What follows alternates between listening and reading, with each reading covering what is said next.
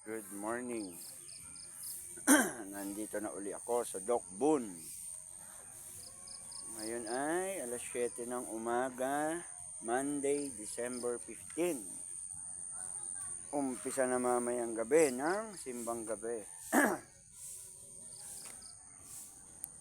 Ito ang ating munting balay.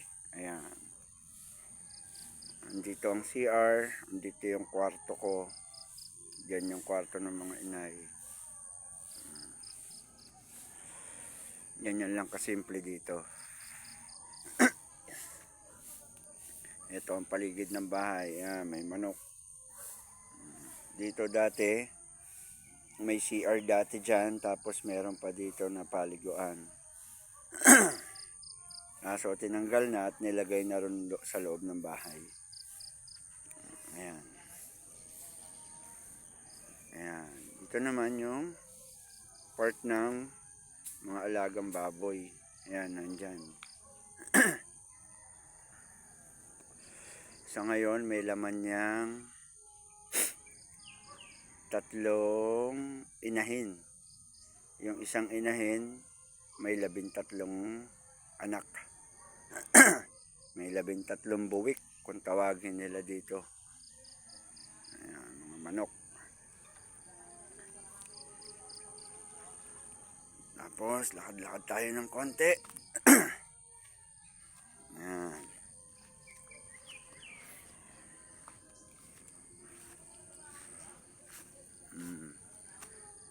Pagpapunta naman ako ng kalsada, yan, akit ako dyan. Bakit? Literal na bundok talaga dito. At nag-iisang bahay dito sa pagitan ng bundok.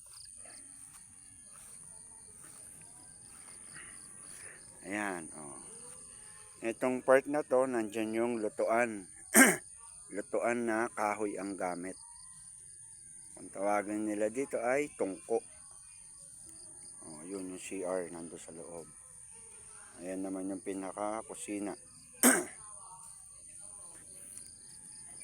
Ito naman, ito yung dating anuhan ng baka. Parang bahay ng baka o bahay baka kung tawagin nila.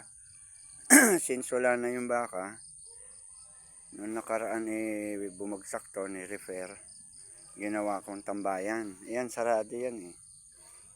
Sarado yan nun at ginawa kong bodega yung maliit na part na yun. Ayan, yung lamesa, bumagsak na. Yan yung mga electric pan naman na mga nire-refer ko na wala nang pag-asa. Pero magagawa ko pa yan at mapapakinabangan. Sa ngayon, dyan lang muna siya. Dito dati may mga tanim ako ditong kamatis. Namatay na pero napakinabangan naman.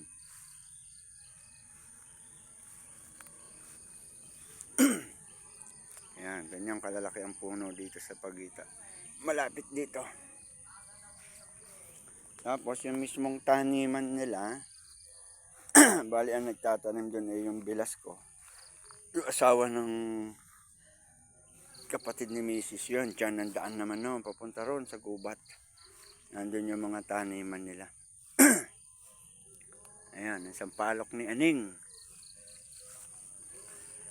Ayan daw yung kahoy na pwede niyang pakinabangan pag siya'y magpapatayo na. Ayan, yung malaking punong sampalok na yan. Ayan pa, may isa pang malaking puno ng sampalok. Pero mas malaki itong isa.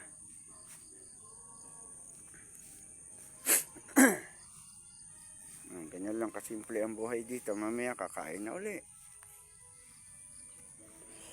Pag gusto mo magmanok, mag-ulam na manok, tumawag ka lang. Dadating na yung mga manok na yan. Marami yan. Madami yung mga manok na yan. Nasa galaan na yung iba. Ayan. Kaninang umaga, nung lumabas ako ng bahay, alas 6. Ayan, lapitan lahat ng manok. Kala siguro nila ako magpapakain. Yung baboy, may takip siya ngayon ng sako. Kasi meron siyang anak. Baka lamigin. At lalo ngayon, malamig December.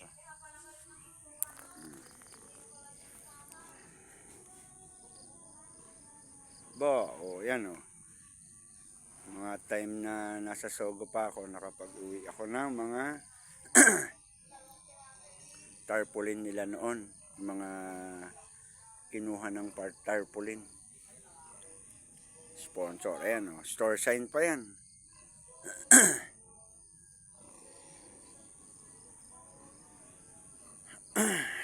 Oh, hanggang bukas ulit o mamaya kung kailan man ako ulit makakapag-upload ng video.